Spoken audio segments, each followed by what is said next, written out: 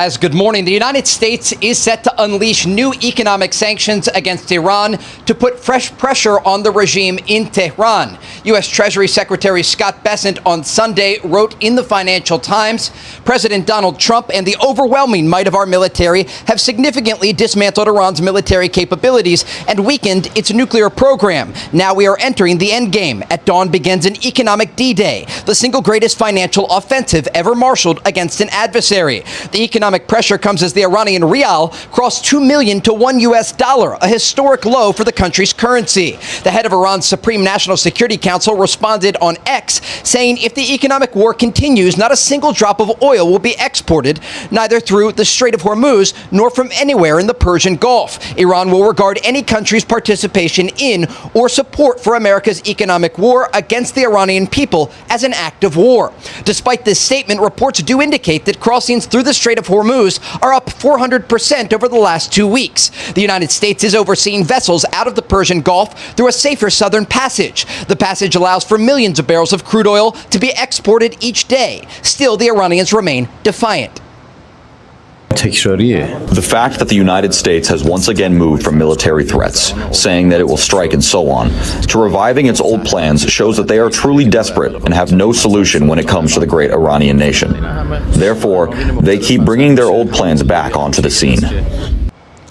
The U.S. naval blockade also remains in place as CENTCOM says 70 commercial vessels have been redirected since the blockade was reimposed. In terms of U.S. military movement, the USS Abraham Lincoln is headed home after being deployed for 274 days. This aircraft carrier made its last port call in December, breaking a Navy record. The vessel is being replaced by the Japan-based USS George Washington. On Friday, President Trump doubled down on his position that the Strait of Hormuz is now U.S. territory.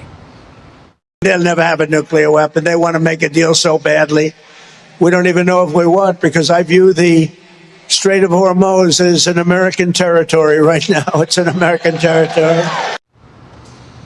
The question remains, will this economic pressure lead to a deal or a return to combat? Guys?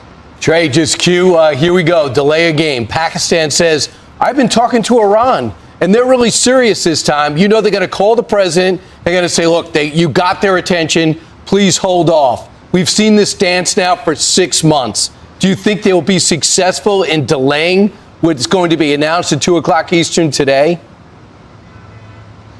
I doubt it, because there is a lot of momentum here, and the Trump administration is looking to put new pressure on the regime. Actually, today, Brian, interestingly, the Pakistani field marshal is in Tehran meeting with Iranian officials. You're exactly right. They're trying to delay. It's the same playbook as before. And we've been stuck in this cycle of statements and strikes with no end in sight. And right now, there is no indication that this present moment is any different, because the Iranians are used to this stalling tactic.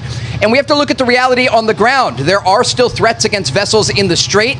There is this operation behind the scenes that is allowing millions of barrels of Gulf crude oil to be exported. But the Iranians haven't really changed their tune. And you still have these IRGC officials that are making threats against U.S. forces and allies across the Middle East. And so I think it's important to wait and see what happens. But we have to look at the facts on the ground and not the statements or even deals that may be reached in the future. Because as we saw earlier this summer, even when the memorandum of understanding was signed between the United States and Iran, it was immediately violated. Yeah. Trey, will more economic pressure, will it change Iran's behavior?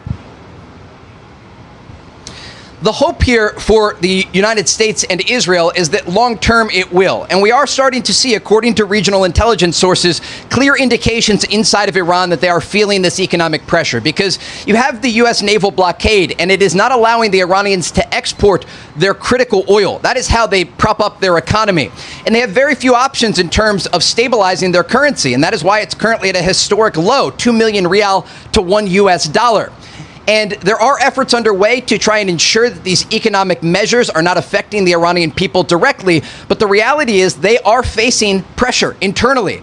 And the regime is concerned about the possibility that protests could erupt again inside of Iran because the price of goods is rising. And they are feeling the reality of this economic situation. So, Trey, I guess the big question is, if this pressure is really going to hit them, that means that Russia and China are going to get the message from the president, which is back off. Is there any indication that they intend on standing down right now?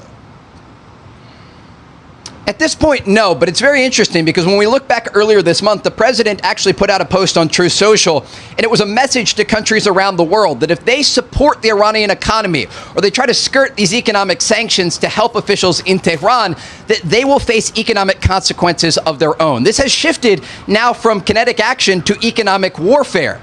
And again, the question remains, will it actually change the behavior of regime officials in Tehran? But it's interesting because when you look at these other countries, historically, they've tried to get around any sort of economic measures against the Iranians. And the indication is that the U.S. Treasury is watching closely. And if they try to conduct this behavior, again, they will face economic consequences.